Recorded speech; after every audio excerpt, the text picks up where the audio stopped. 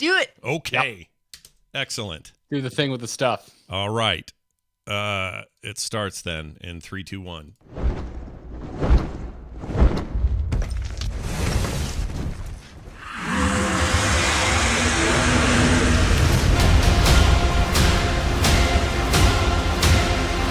Well, what do we have here? It's another episode of The Instance, to be exact, 650th episode of the show. Welcome to it, where the princess is not in another castle. I'm Scott Johnson with Jocelyn Kearney and Garrett Weinzierl. Welcome, both of you. How the heck are you? Doing good. Yeah. Get it. I Can't believe caffeinated. it's 650. Definitely didn't look at the episode number, and you said it, and I was like, damn. That's a crazy number, right? It's insane. 650 episodes. And that's, I don't know, what is that? That's 14 years of a show with the occasional not show. But it's a lot. If you add it up, it's a bunch of hours, and then you go look at my morning show, and then you really want to commit Harry Carey, because my gosh, I'm at like. Well, yeah, you guys must do like 200 episodes of that a year. We're like 20. No, what is our episode count on? I actually need to know this now, because it's going to freak me out when I see it. So this is like doing /played for your podcasting, right? That's what this is. Yeah, you shouldn't do that. 2179 of that show, 90 minutes each. That's a lot of time. That is a lot. Yeah, I'll try to not think. You're gonna hit like the character limit of an ID3 tag right at some point. Yeah. No. I actually did. I had to split the feed up. It's like in 3 feeds now, because you can't have that many episodes. It turns out, it starts breaking people's players and like their apps and stuff stop working. So there's a little advice for you. Hey, quick thing right up top before we get diving into our big topic today. Did anybody take the dive on Diablo 2 Resurrected? I have a funny story about that. Do it. Tell me what happened. I had a misunderstanding with one Kyle Ferguson where I thought he said he was buying it. Yeah. He was being cheeky by saying he already had it. He meant he already has Diablo 2 and he has no interest in buying the remastered. And so I'm like, cool, I want to experience this with my friend who says Diablo 2 is one of his all-time favorite games. So I bought it. Yeah. And then when I found out he didn't get it, I went and got a refund. Wow. So not even playing it through because you're like, oh, well, I bought it now. I might as well. I had one very specific reason for being interested in it, which was experiencing one of my friend's favorite games alongside my friend. And when he's like, yeah, I decided not to. I was like, well, screw you. I'm gonna get my money back. Yeah, get your money back. I could never pull the trigger. And, part of it is this Blizzard stuff just feels cloudy still. But another part of it was I started reading reviews, and it's so adherent to the original, which is one of my favorite games of all time, that I kind of just don't want to be like these reviewers I read that go, I love Diablo 2, and I played it, and then it made me wish it played more like 3. I don't want to end up feeling that way $49 later. You know what I mean? So it is literally how it was advertised. It is supposed to be a one-to-one remake. Yeah, that is. You're not wrong. Like they told me the whole time how true they were going to be to the source, but now that I know just how true, perhaps that's kind of thrown me. Jocelyn, did you have any time with it or want to play the game or any of that? No, I don't really have any interest, and I think you're right, Scott. A lot of it is the Blizzard stuff that's going on right now. Like it just keeps going, and more things keep happening, and I just like my interest in the company is probably at an all-time low. But I think that like if you did play it back in the day and you have those fond memories, there's definitely something for saying like, okay, that was the thing that I did back then. I don't maybe want to play it now and compare it to everything else, right? Yeah, like, because it's been a while, Sure. and a one-to-one remake is probably good, and it's a good decision they made to do that, but that's going to come with its own kind of jank. Yeah. So maybe keep it those fond, nostalgic memories and don't touch it now. I feel like that's kind of where I was at with it, and had things been different on the Blizzard front, I probably would have just done it as a default move the way I did with that StarCraft remaster. What they call the StarCraft remaster? Was it just called remastered? I think it was literally just called Brood War Remastered. Okay. When I bought that, I had the exact same feeling that I'm saying I'm worried about with Diablo, which is I sat down, I opened it up and went, oh my gosh, all those feelings rushing back of this is StarCraft, and then me going, oh, but 2 improves on so much of this. Like so much of this is better in 2. And also 2 looks a lot better. And also, why am I playing 1 and I bounced off that thing in like, I don't know, 10 minutes and started playing 2 again. So I think I'd end up doing that. And I've already played enough Diablo 3 for lifetimes of Diablo 3 time. So if anything, now I'm more like this. Hey, Blizzard, that cloud I mentioned, maybe work on that. Get that out of here. And then also, let's see what 4 is. That's what I really want, is a new game. Not an old, I don't want a remake, it turns out. Now, to everybody out there who's having a blast, more power to you. Thumbs way up. I think that's great. My dogs are howling. I don't know why. Can you hear that? They're up there howling their minds out. I hope you can't hear it. God, who would ever have whatever dog Scott has? I can't believe it. They're just the worst. They kind of are. One of them's a Rhymer and she won't shut up. All right, there's that. Let us know at home, though, how you're doing with Diablo 2. We're curious about your takes. But for now, we have a big topic. All right, so Jocelyn came up with this one, and I really liked it on the face of it, but it also is timely. There's a big resurgence of discussion around this topic, around different gaming circles, social media, and whatnot. And you could say that's probably always true of every topic, but this seemed to get a little more surface lately, and that is the discussion of difficulty settings in video games and whether they should be a part of an overall experience. Should games continue to be more accessible to more people? And what about those who say a game should be hard, and unless you play it on hard mode, then you're a noob and you suck, and that whole attitude? We probably all are in early agreement that attitude sucks, but it's an interesting thing to sort of break down. I feel like it's changed over the years, and to me, if you're going to ask the question, why are there so many difficulty settings in video games now? And even in older games, like the original Doom had various difficulty settings. People forget that wasn't just a one-size-fits-all sort of affair. But the reason you do it is because, well, 2 reasons. 1, choice is always good. And 2, you're going to sell way more copies of your game if you apply your game or your potential market to a larger group. And that larger group includes people who don't have time to punish themselves over and over on the hardest level difficulty, and who just want to experience, maybe it's a story, or maybe it's just the environment, or maybe it's just a faster pace, or whatever it happens to be. There are people in all sorts of walks of life that are no longer 15-year-olds with all the time in the world to avoid high school and just play video games. And so I think that's why that's happening, and why it's kind of a standard now to see it. What I don't understand so much is why people have outcry about this, or why it's a problem for them, because typically, if a game features a story or easy or normal or hard or a hardcore mode, that means you're going to get your hard mode. So go play your hard mode. You got what you wanted out of your game, and everybody else can fill in the blanks in the other spaces. I usually go normal.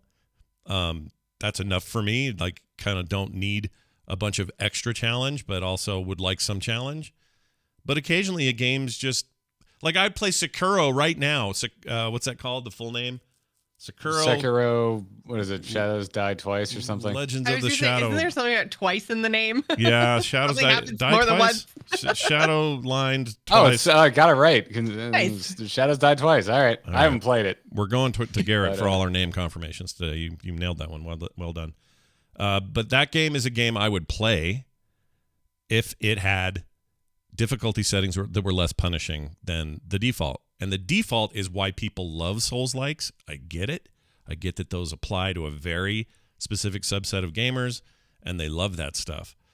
I just don't see why it would be harmful for that game to get a greater player base and larger player base and appreciation for everything else that they are, except, they're not everything about those games isn't just, oh, it's difficult and that's it. They're beautiful. They're animated wonderfully. They have crazy stories. Like, they're interesting in so many ways. Why not open that up to more people? So there you go. Before we go much further, is it a matter of pride for either of you? Like, Jocelyn, I'll ask you first. Is it a matter of pride for you that you're like, I beat that game on hard, or that game was impossible and I'm the one that beat it? Like, do you walk away pounding your chest going, yep, look at me, I'm the queen?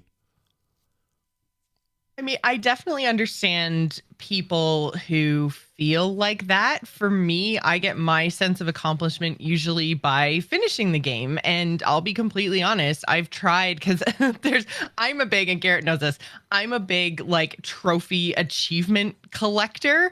So if I see that there's a game, because I don't have a ton of time on my hands, if I see that there's a game that has like achievements and trophies and whatever for difficulty levels and doing things and whatever, then I'll usually pick the highest difficulty level because that'll get me all the trophies. It's like a cascading effect. Oh. So like my trophy collection is my source of pride. But the problem I find a lot of the times is I'll usually get about like 3/4 of the way through a game, sometimes to like the boss before the final boss, but like that kind of where it really starts to ramp up in just general in games period. There's usually these big final confrontations, and that's usually where I end up bouncing off. Is like I'll get there and then I can't beat that freaking boss, and I'll be like, fine, and I just never go back to it. Some 20 years then I don't get any after trophies. issues Yeah, I the trophy hunt, I forgot about that. Like chasing trophies and chasing achievements is also a part of this. I hadn't really even considered it, but that's got to be a drive for a lot of people. But again, it's there for them, right? So you have it there because you like that. I could personally don't care anything about achievements or trophies. It's just never been a thing for me. Never been a driver. Leaderboards, zero interest. Don't have any interest in any of that either. And so on the one hand, I appreciate that the game is going to let me play it without me having to worry about that stuff. But I like that you're getting to play it the way you want to and get the trophies you want and get the achievements you want. And that's what I'm in service of here. I don't want a game that's just easy by default. I don't want a game that's super hard by default. I want a game that lets me pick a range. And in a minute we'll get into, why that's challenging for developers and design. But I want that range. That's the kind of game I want to play. Garrett, how about you? I know you're you like a challenge, so I picture you going, yeah, look at me. I mean, maybe you're younger, but I still picture it. Why do I picture it? I don't know. I don't know why, Scott. Yeah. It definitely has waned the older and older I get. Once I had to accomplish paying rent, forcing myself to accomplish difficult things when I'm having fun, kind of lost some of its luster. Mm-hmm. So I would say kind of pretty much from my 20s on, my desire to sign myself up for pain in video games has really fallen off. So, I mean, there's that. But I mean, I think my answer is I don't seek it out. But, oh, yeah, I absolutely exuberantly yell cuss words when I get through things that bar my progress in games. So, yeah, it's a mixed bag for me. I definitely used to seek out that challenge. Yeah, games. I think you're right. I think the older we get, the less that's the drive, and more there are other factors that drive me to play games now. Once in a while, I'm more about overall. I'm more about the experience. I also too could not give less of a crap about achievements. Yeah.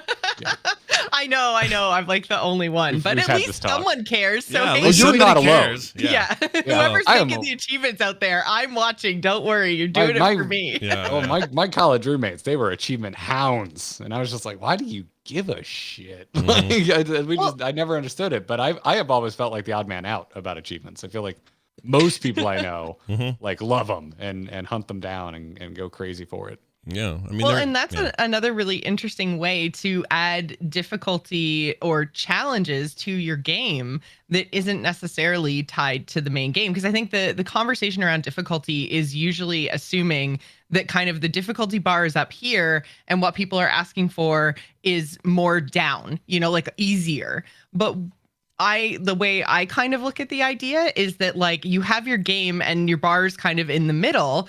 And difficulty settings can go either way. Is you can have an easier game or you can have a harder game. And I think that achievements, especially ones that they put in games that are maybe hunting for rare objects, that you might have to do some platforming or stuff that you wouldn't normally do in the course of the game. Or, if you have to kill 25 dudes in 5 seconds or something, those kinds of challenges add difficulty without actually being a slider. So I think it's kind of a wider conversation than just straight up the game is here, I want it to be easier. There's a lot of range, I think, to the difficulty conversation. Well, it's also it's a meta game, or it's a game that's under the surface. So you, in theory, and this is why I've always admired people who do go nuts for trophies and achievements, there's a whole other game they're playing, and they're getting more value out of the game. Like, I kind of wish I did. Like, when I'm done with a game, either I've cleared it all, finished it, beat it, whatever I did.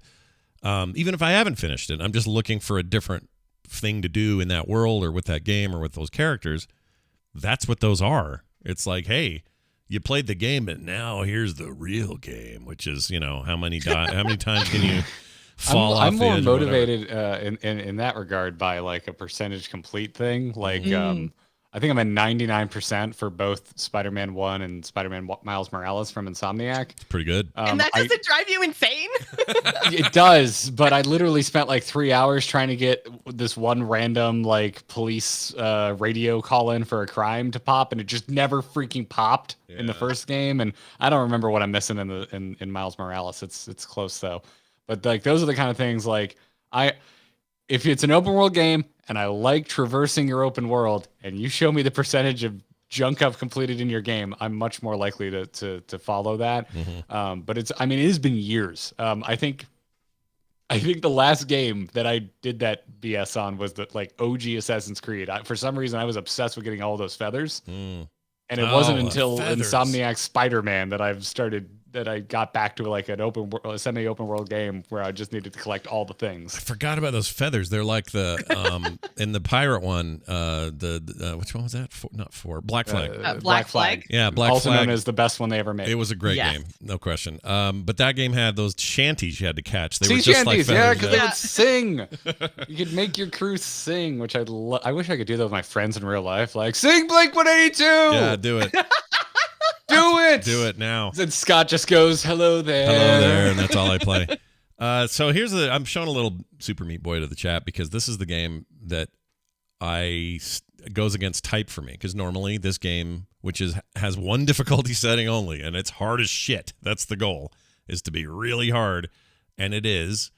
It's one of those games that I had to play to completion, and I loved every second of it, and I've never sworn like I swore in this game. Their words came out of my mouth that I didn't know I was capable of making. I always loved the replay where it showed just all of your deaths, and it was just blood splatter meat everywhere. Yeah, they're like 1,000 tries, you finally get it. The game really nailed that whole like I can't believe how long that took me, and I'm so happy I worked it out and made it. Like it was very satisfying when you would win or when you would pass a really difficult level. And so those kind of games, they kind of have me. And often they're 2D like this, like, they're this kind of game. And in this game, of course, inspired a bunch of games. But you'll find me trying to 100% this sort of thing. Well, there's difficult and complex, and there's difficult yet simple, right? Like, for some reason, I think of that god-awful game Flappy Bird. Like, oh, yeah. It was a one-button game. Yeah. It was hard as hell. Yeah. But then you've got your Dark Souls, which are extremely complex. They have very complex combat systems. Yeah. And so there's that too. So like I don't know if I haven't said this yet, but I'm not in the camp of everything should have difficulty settings. I think like if your intent is to make a game that is intentionally easy or intentionally hard, that's yours and the team making its choice. So if it's part of the design, I'm glad you brought this up, and I'm also glad you feel this way because I wasn't sure if we'd have any dissent here. But I want to be very clear. I don't give a shit about Dark Souls. I have no interest in playing that game at all. Sure, but I think it's cool that it exists. Right, I do too. I think it's cool that there's a game that's like its entire reputation is for being utterly punishing. Yeah, it's balls hard by design, and I think I'm with you. If your design is this, the whole point of our game is it's extremely hard, then that's probably a game or an exception where you don't need to give me any kind of difficulty settings. But I'll say, and on the same token too, like I don't need legendary difficulty of Animal Crossing or Viva Pinata. Like I love those. Those are two games I love, by the way. Yeah. Sorry, what? Like, oh, you want some seeds? That'll cost you 1,000,000 bells. Yeah. Yeah. Well, you got to go over to Covenant Island and fight the hunters that have 3,000 times health, and they'll one shot you. Good luck. Yeah. Well, that brings us to a good discussion point about tuning, and it's hard. Like devs will tell you, and if you talk to any of them, they'll tell you this. We kind of just accept it now. Oh, I can go from easy to hardcore, sweet, and we'll just play it the way we're going to play it. That tuning is difficult, and it goes sometimes beyond the basic stuff. So many games will do like a time limiting factor of some sort. That's how they increase the difficulty. Or damage dynamics. On the easiest, people have lower hit points, and literally their hit points go up on the harder difficulty level. Same kind of thing works with RPGs that might work with a fighting game, might work with an adventure game. Just make everybody take more bullets, go down slower, and maybe hit you harder. The other method is scarcity of things in the game, like ammo, healing, mana, whatever your kind of Freaking resources are. Yeah, like Resident Evil difficulty settings. Exactly. That's a really good. Where's the bullets? I just want 5 more shotgun shells. Can you give me 5 more shotgun shells, you bastard of a game? That's why I play those games on casual, because these days anyway, because I'm already scared enough. You're already getting me with the tone and the scenes and the stuff that goes down in those games. I don't need the extra frustration of horrible inventory management and no bullets.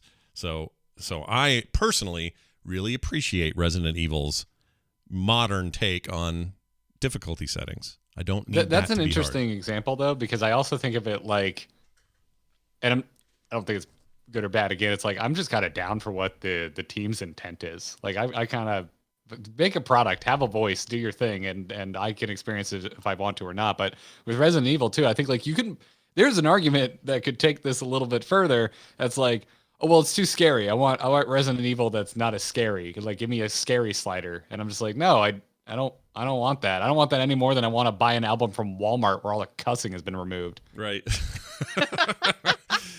Which, by the way, is the only place my parents bought me albums growing up. So was Walmart? If you want, oh yeah, dude, yeah, radio edits. I used to think there was a lot of silence in Eminem, and I thought it was a bold choice. Oh, you thought you thought this was like by design. Eminem was like, no, I'm absolutely. I would love that though, like old Marshall Mathers really holding back so that we don't offend the young ears. But really, it's subversive and it makes you think about the swear words, and it's worse. No, it absolutely sucks. It's the pits. Yeah, I imagine. So like, there's other things like if we're talking about like difficulty of accessibility. It's just like I don't want to watch an edited version of Evil Dead, and I don't want to. I don't know. I don't know. This starts to get to like into artistic integrity. I find it fascinating. It does, but if your design allows for a range of difficulty options, I don't think that goes counter to your design sensibility. Oh yeah, no, I want to be clear. Like I'm not against it either way, but like if in your mind it being like hard to beat is part of the experience, yeah, then I think that's a fair jumping off point for your design.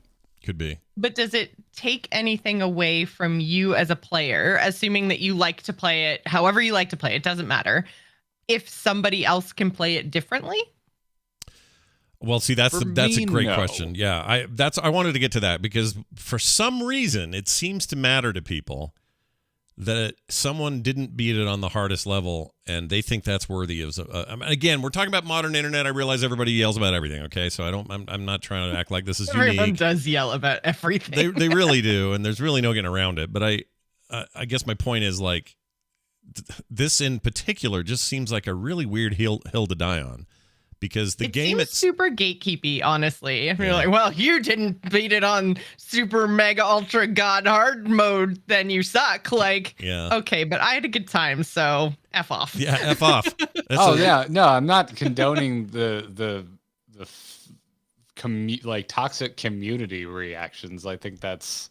Well, because didn't you like a couple episodes ago? Didn't you say like Dark Souls has like the worst community ever? Oh, it's awful. Yeah, yeah. But you know what? I like Rick and Morty, and they have one of the worst communities on earth. That's true. Like, yeah, people who unironically worship Rick for who he is.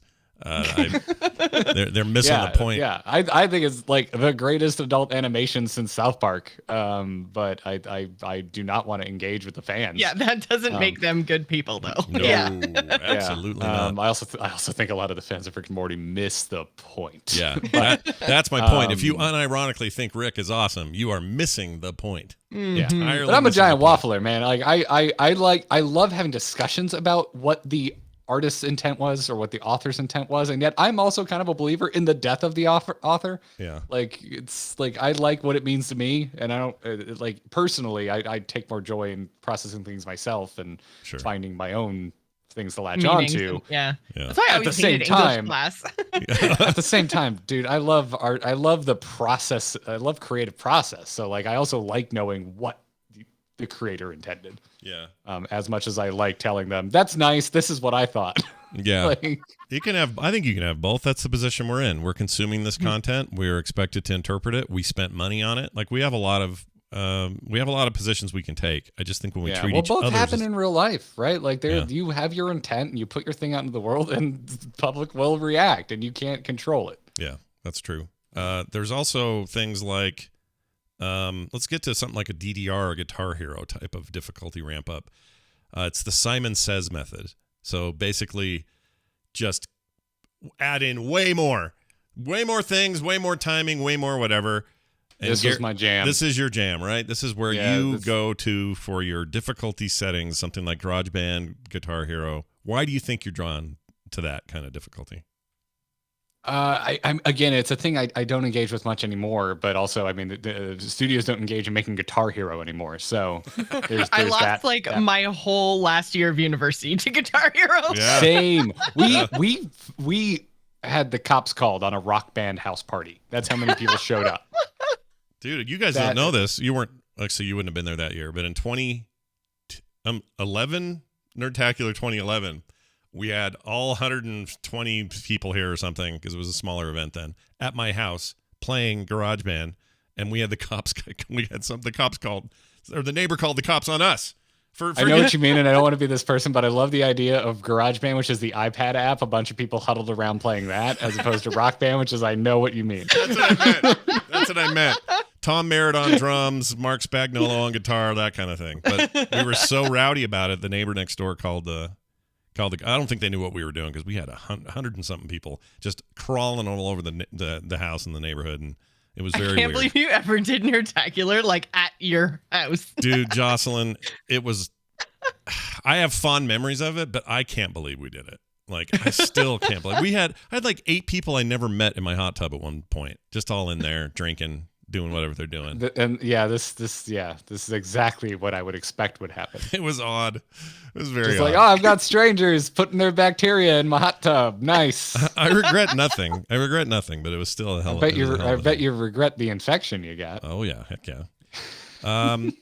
Here's my all-time favorite: increased AI aggression. Things like Halo, Call of Duty, shooters in general. They like to do Also this. my jam. Yeah, you like that, do you? You like it when they're The last bastion of me caring about like single player difficulty experiences. It was like Halo 3 and like Rock Band, because that was the same years essentially as when those were coming out. I spent a lot of time. If you can't tell, these are my college years. Yeah. In case anyone's wondering how age lines up with my desire to spend Play a hard lot of stuff. time, try hard in games. But Sure. yeah, it was a big thing for one of my roommates, Mike. Not that anyone knows him. Mike. That's right, Mike. Yeah, Mike. Not that he's Yeah. been on the show and you have a frame of reference for this dude, but we Halo was like our jam. When we first moved in together, we played through 1 and 2. We played through 1 on Legendary. We got very mad on 2 on Legendary, because Halo 2 on Legendary is the worst experience ever, because those Oh, is that stupid true? jackals will one-shot you, and it's not like every other Halo where the other player can keep going when one of you dies. It resets you, and when anyone dies, and it sucks. It's a terrible design. Yeah. But yeah, then we did 3 through Legendary, and we did all the Gears of War on their hardest difficulties. Like we were like if is it co-op on Xbox and it has really hard difficulties, we know what we're doing this weekend. Yeah. And then I was pretty in the rock or Guitar Hero from the get-go, and so I was also doing Rock Band, and I loved working my way up to expert on those. I'm looking at some videos of some Guitar Hero on the PS2, and that game looks really ugly now. Jeez. I used to think that PS2 games would never look aged. I used to feel that way. I felt like that era was going to look good for a long time. No, they're bad. Just not. Yeah, it's just It was pretty stylized. It was pretty like kind of clean and simple. So yeah, they kind of look like weird polygon Muppets now. yeah. That's what you get when you I can't believe how many things I was playing on 4x3. Oh, I know, right? Yeah, That really went on throws longer than me. you think, Yeah. right? Yeah. I remember what was the first widescreen experience I had? Probably the 360, probably. Yeah, I was still playing it on a 4x3. I remember playing like Lost Planet. I remember being so mad at Dead Rising because I couldn't read the stupid text on a standard def television. Yeah, I remember that. It doesn't feel like that long ago. I guess '05 was a long time ago now, but that just feels like yesterday. And I remember thinking, widescreen is here to stay, and it has been. But now I don't remember playing anything but. So when I see something in 4x3, it just throws me. It's like, what was I doing? Like most of those, part of the reason I don't play as much of those Nintendo games that give you with the monthly multiplayer fee on the Switch is because they're still presented in 4x3. Now that's as it should be. That's what these games were. No one said they were going to be widescreen or high def or any of that, but it still just makes me go, oh, there's like all this black space. That's a waste of space. What are we doing? This is terrible. This is harder to get used to than vertical phones and vertical video and things like that. But anyway, this sound like old people problems. I probably shouldn't. Back in my day, like, okay, Grandpa, take your pills. Yeah, take your pills, lay down, watch the game. I'm taking them right there with you, by the way. We're in the same retirement home. Yeah, no kidding. MMOs are interesting, and I wanted to bring these up because we're all, MMO fans. We played a lot of Warcraft in our time and other games, and they're interesting because they are mostly one-size-fits-all difficulty. You go into those games, and whatever the setting is, you might argue that a game like WoW or other modern MMOs are set at very easy by default because they're just meant to be worked through and you don't die a lot or whatever. But that's the difficulty, whatever it may be. If you play Classic, maybe it's a little higher because they were harder back then.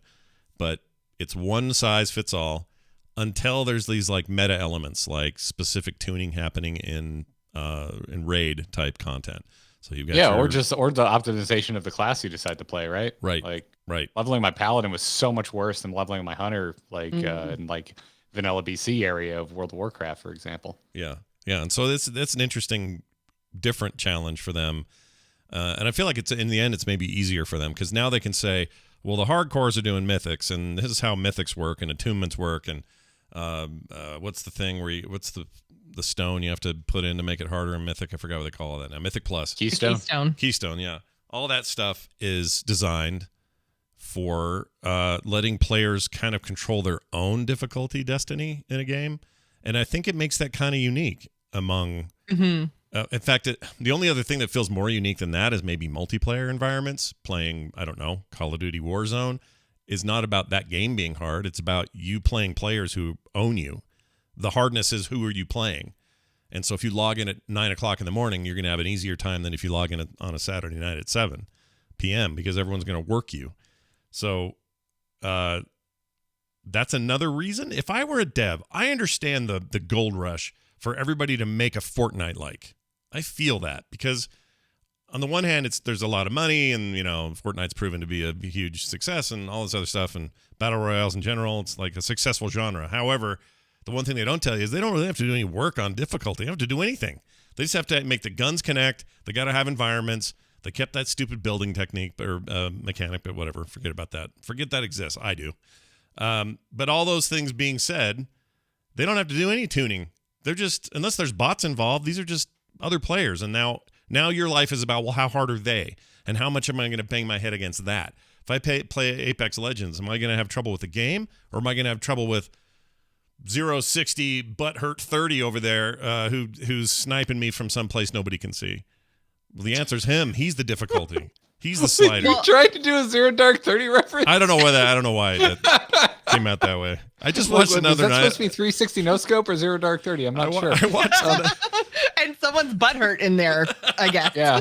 I was trying to think of a bad gamer tag, but also I just watched another 9/11 documentary that went deep into like catching bin Laden, and there's the whole Zero Dark 30 thing and all this stuff, and it just all blended together. And welcome to live podcasting, everybody. We did it. We nailed it. Yep. Welcome to living in your brain rent free. So, in terms of any additional discussion here, I feel like, for me, I'll just speak for me here, and I'm sure there are players like me, but time is more important than ever. I don't have the kind of time I used to have for any one particular game. I talked about this a bit on Core. I tend to be a grazer when it comes to games. I love kind of a lot of genres and a lot of things, and I kind of buffet it sometimes. And Game Pass is making this easier, and services like that. Oh my God, so much. Oh, There's right? so much on there. I know. Every week I go and I look and I'm like, when am I going to play all these? But also, thank you. Yeah, right, exactly. I found a couple of real winners yesterday. That Sable game's amazing. I've been kind of interested in that since E3, but so far that's very cool. That came out day and date, and it's a very weird. I played I Am Fish. Oh, how is I Am Fish? Fish? How is I Am Fish? I was curious. Ridiculous. Is it? Do you feel like you are fish now after playing it? Oh, I Am Fish. Okay. What the hell is this game? So did you play I Am Bread? That's the first question, because there is now like a bread universe that you need to get caught up on. Oh, now hold on. I didn't know this. This is part of the I Am Bread universe, because I did play that. Yeah, this is a sequel to I Am Bread. Lord. Are you kidding me? As someone who doesn't know what you're talking about, you sound like an absolute lunatic right now. So I Am Bread was from 2014, 2015, and you played as bread trying to make itself toast. Yep. And you just flopped around this guy's apartment, and he thought he was slowly going crazy because he thought someone was breaking in and leaving pieces of toast around his apartment. Yeah. No, I played this game. I got codes for this game. I played a ton of it. Oh my God. The game is really hard. It's I don't know. So hard. Yeah. I don't know if I ever made proper toast. I just really. I definitely made toast, but I didn't finish this game. Apparently, a gas station explodes at the end, and they talk about the gas station explosion in Lord. I Am Fish at the beginning. And they're like, oh, whoa, the gas station exploded last night. It was so weird because there was nobody there. Yeah. But bread was there. Okay, but this is an example of don't you think the difficulty plays a bit of a role 100% in elevating the absurdity of the game you just described? Because it's I Am Bread. Yeah. That's funny enough. Yeah. But the fact that it's actually difficult to play this.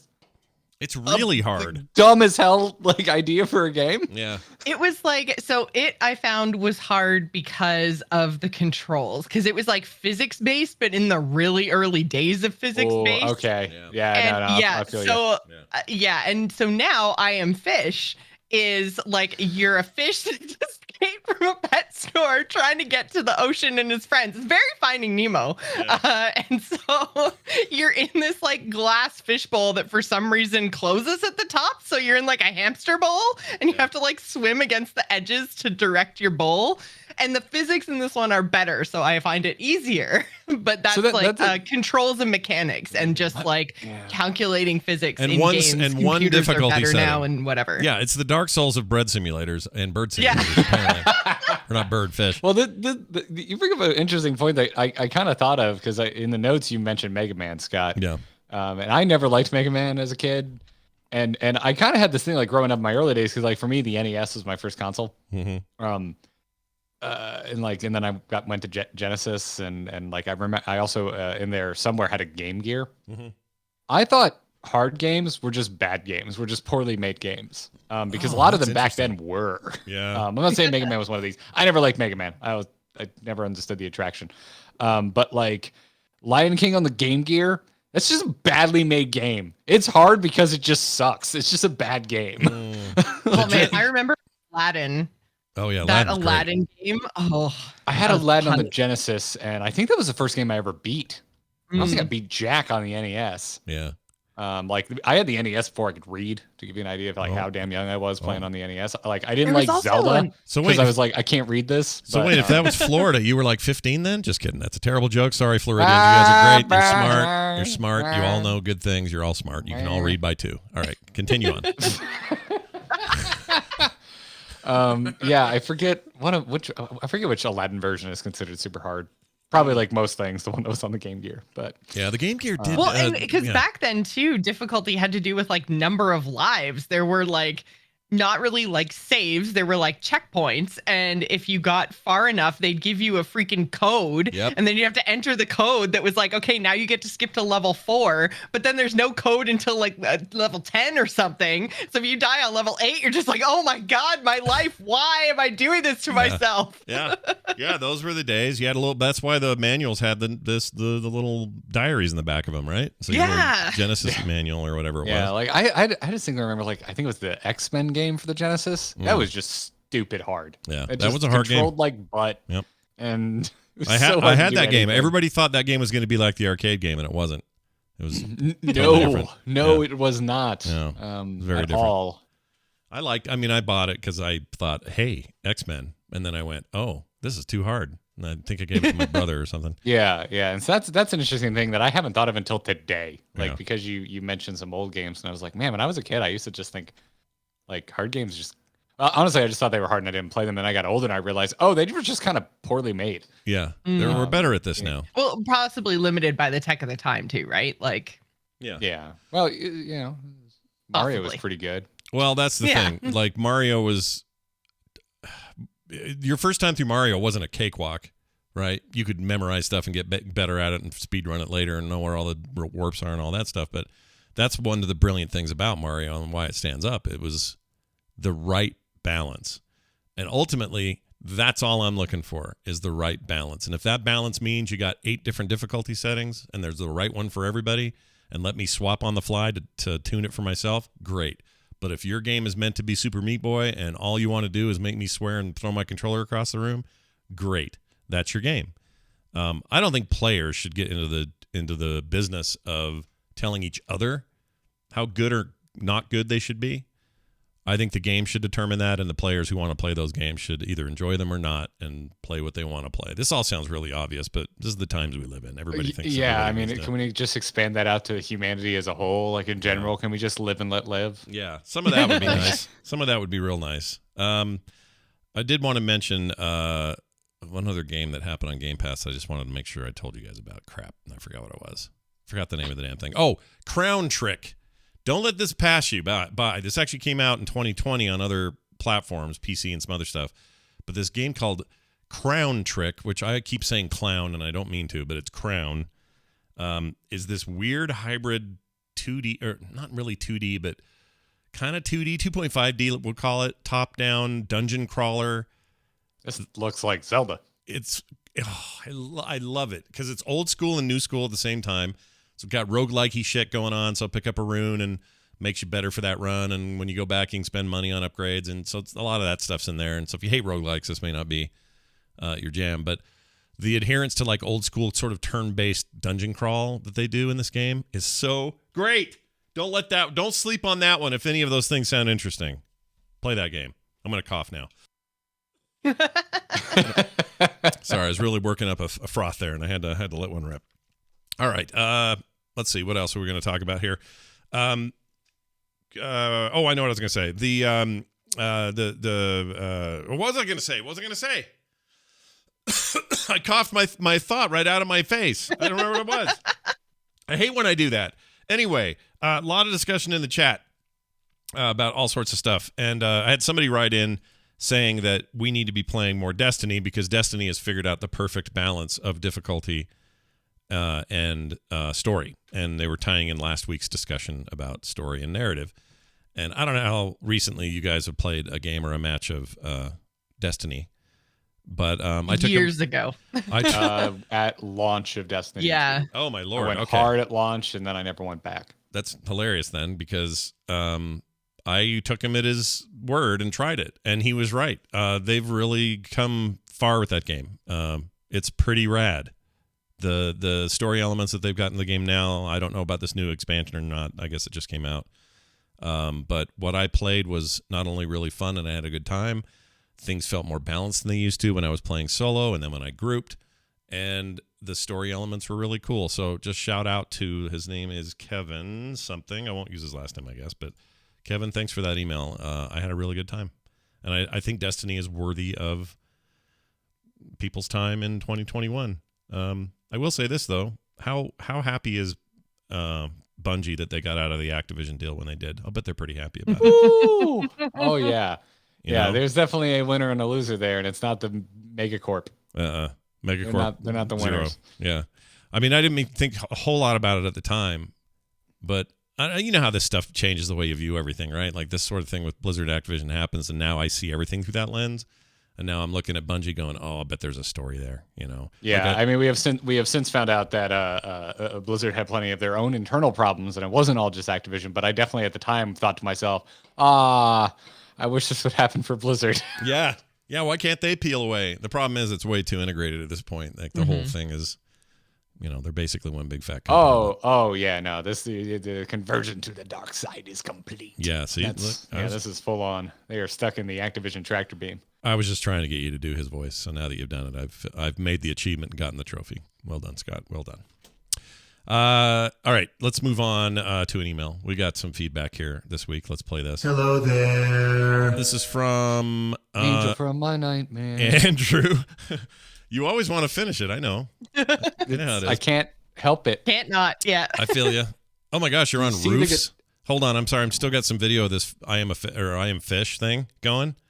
I might end up playing this, Jocelyn. Look at this. It's crazy. Oh, this looks like much more of a game than the bread one was. It is. Yeah. You can, each fish has a different like power ability thing you can do. Like there's a piranha and you can eat your way through things. No way. Because of course you can. This fish is on a roof, and now he's on power lines trying to get to the ocean. He can see it from here, but I'll bet there's going to be trouble on the way. Oh, okay. I'm totally going to play this. All right, sorry. Andrew wrote in. He sent this to theinstance@gmail.com, and he says, regarding last week's story discussion, Scott, Garrett, and Jocelyn, shortly before you talked about ESO on the show a few weeks back, I had dipped my toe back into that base game and bought and ignored it months back. I was still just a little lost when Scott mentioned getting to fight dragons. So I got the Blackwood expansion, teleported to elsewhere, and got completely sucked into the story. Even after I got to max level, I stayed with my first character through the end of the plane meld story before trying a different class. Coming from WoW, where I only cared about the story when I wasn't playing the game, that's an interesting thing to say. I've thought a lot about that since I read this email. ESO story has been incredibly immersive, and I love the game's hooks, extra skill points, etc. to take you through the main stories as well. I'm loving the new format of the show. Keep it up. It definitely went from a show I listened to because I liked the hosts, but didn't play the game much anymore, to required immediate listening due to the mix of hosts and content. Andrew. Well, that's really nice of you to say that there at the end. So thanks for that. Aww. That was nice, right? Yeah, it's so nice. What I was going to say was this idea of only caring about WoW's story while you weren't playing the game, that was starting to happen to me too. And maybe for longer than I was really even realizing. I didn't care as I was going at all. I cared offline when everybody would react to a new cinematic that was posted, or somebody dropped a piece of, data mined information about Sylvanas or whatever, and I'd be like, oh, look where this is going. But in the game itself, you don't really have that moment-to-moment sort of story adherence that you have in something like Elder Scrolls Online. Okay. So I see what you mean. So you don't mean like when you're not playing WoW, like not subbed, not anything, not engaged. You mean like in the hours you logged out of the game. Yeah. Day to day. Yeah. I see. Yeah. Which is it's weird to think of it. I never thought of it until he said it. But that is the big key difference, I think, with something like ESO. ESO's biggest strength is it plays like a big, immersive, single-player Elder Scrolls game. Mm-hmm. And if you play it like that, you immediately love it more than you did. If you go into it playing it like you would WoW or EverQuest or a million other MMOs, you're going to go, well, this isn't that. This isn't one of those. And you're going to kind of maybe lose yourself. But if you play it like, oh, these story beats, the bigger story and these side quests tie together, this final moment with this dragon confrontation is the culmination of many story beats that I loved and can't stop thinking about. If you think of it in that way, it's a way different game. And I really enjoy it. We've talked about this, but I really enjoy it playing it in that way. But anyway. I'm almost done Blackwood. So nice. Elsewhere is my next like expansion because I missed it. So Elsewhere's so good. I love that's where I'm heading next. Did you who do you usually use for your companion? Did you end up using the lady or the dude? I'm using the lady whose name I can't remember. Same. I like her more than that guy. That guy's kind of a wet noodle. The lady's great. He's okay. He's just kind of, I don't know what it is about him. Something about him bugs me, but the girl's great, and I have her healing me and shoot and using arrows and a pretty good arrow build, and it's working out pretty good. The game is great. It's a very, very cool game, and I'm glad that Andrew is enjoying it. Maybe some of you are as well. We will at some point have a kind of a episode where we look at the state of things over in Guild Wars 2, because I have been spending my time in there as well, and Guild Wars 2's got some stuff going on, and it's pretty rad. So we will get to that in a future episode of the show at some point, for those who've been asking. All right, if you want to send your thoughts, comments, and feelings into the show, you can. theinstance@gmail.com. Before we get out of here, a reminder that you support this show, and we really appreciate it. Head on over to theinstance.net and sign up to be an Instance Plus member and get all kinds of cool benefits. I just shipped off the latest artwork that people get in the mail for being a member of that program. So go sign up and be a part of it today. Before we get out of here, let's find out what everybody's got going on. Start with Jocelyn. What are you doing this week we can tell folks about? So you can go and follow me on Twitter and Twitch. I'm at Joss Plays. That's JOCE Plays. And I'm probably going to talk about this for quite a while, but it is Extra Life time again. So if you guys want to come and support the Children's Miracle Network of Hospitals, you can do that by going over to TGI Extra Life 2021. bit.ly/TGI Extra Life 2021. We're going to be doing some streaming of the new... I can't remember what it's called. I think there's like Ashes in the name or something, but it's that Dark Pictures anthology that had like Little Hope and Man of Medan. It's the next entry into that series of like the horror games. Right. We're playing that when it comes out. Oh my Lord. That's how you're starting your That's marathon? how we're starting, yeah. Oh my God. It's for the kids. Yeah, It is for the kids, yeah. So it's a couple of weeks away. I think it's like 3 weeks away. So I'm excited. Yeah, this is always a big time of year for you guys. It's always fun to watch. So do check that out. Little Hope scared me so bad I broke my controller last time. Oh my gosh. I jumped and like hit it off the desk and like cracked open the side of the controller. Wow. On stream too. So if that's the kind of content you want, I gotcha. Don't give people ideas. They're going to want me to play the damn thing, and I haven't even heard of it. I have not even heard of this. It's Namco Bandai game. Little Hope gameplay. Here we go. Oh, this looks freaky. I haven't heard of this either. This is a whole series? Yeah, it's called the Dark Pictures Anthology. So they're like one after another, and there's this like curator guy in a library as like the tie-in between the two the now Katie's three of gonna them. want me to get these. Thank you, Josh. You're welcome. And I'm I not like even them a lot. There's nothing even going on here, and I'm already freaked out. They're just walking. Yeah. This looks cool. Yeah. How did I miss this? Yeah. I've never even heard of it. This blows me away that I've never even heard of this. Oh, really? Yeah. Oh man, yeah, I really like them. Wow. And they've got really good facial animation. Mm-hmm. And they have a lot of actors that when you see them, they're like, oh yeah, that guy from the stuff. Oh, the Pazuzu statue from the friggin' Exorcist is just hanging out in this game. Sure, why not?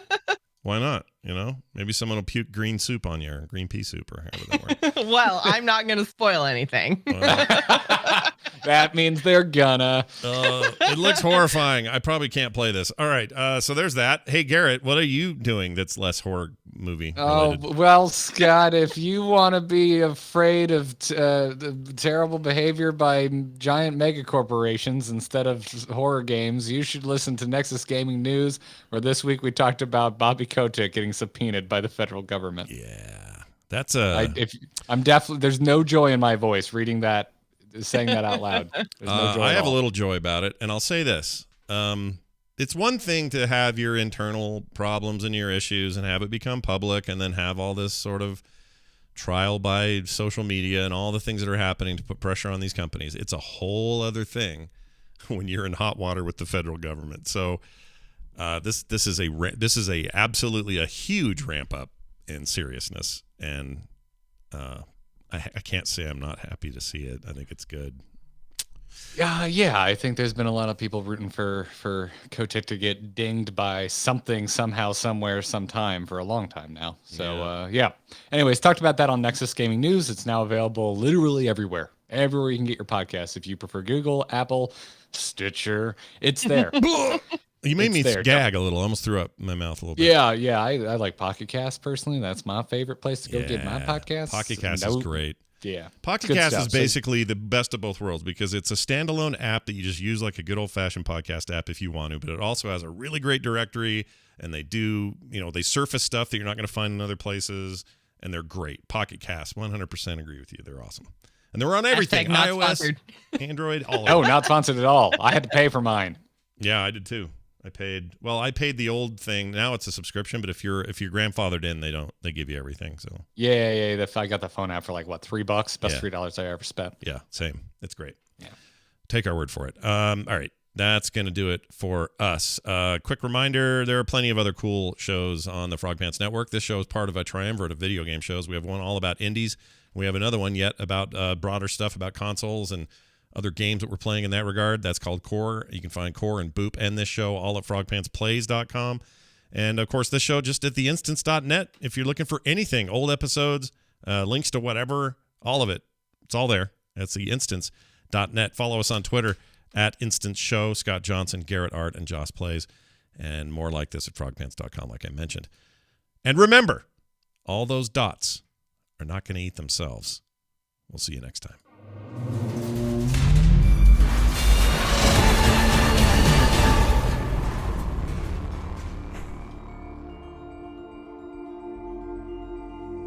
This show is part of the Frog Pants Network. Get more at frogpants.com. What's this thing in the chat? Garrett just had an elder emo flashback. Oh, that was back